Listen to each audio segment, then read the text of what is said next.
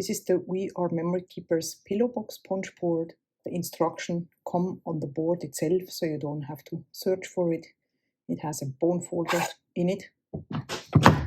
And I'm going to show you how easy it is to make a pillow box with it. So I have some design paper here ready to go. This happens to be 6 inches in width. So I can just go ahead and choose the paper that I want to use. I like this one. And then I'm gonna slide it here into the start line. Here's the start line. Slide it in here. And then I give it a punch using my hand. Punch. Then I score here around the curve.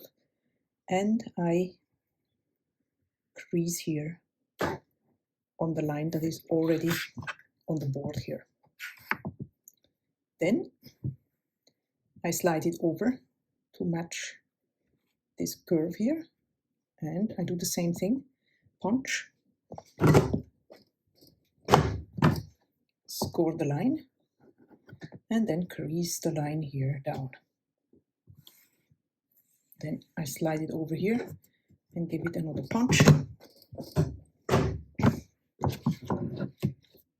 Now I'm going to flip the paper over and do the exact same thing on this other side here. So align it with the start line, give it a punch, crease along the curve. We already have this line creased here, so I don't need to do this again. Slide it over, give it a punch, crease the curved line, slide it over again, and give it another punch. So this is the outline of the box. Now I'm gonna go ahead and add the reverse punch, the nooks of the box, if you want to call it that way.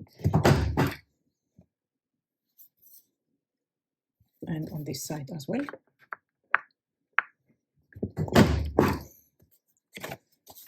So now the box looks like here on the design. Now I just need to adjust it a little bit with the scissor to make the box come together. So here I'm gonna cut so that I can then assemble the box. Then I'm gonna crease the lines with the bone folder to make them sharp. And then the only thing left to do is to add some adhesive to the flap over here. You can use any type of adhesive. I like this roller mouse.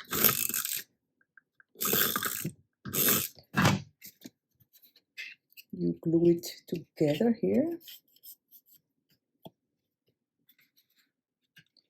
And then you have your box come together in literally a few seconds.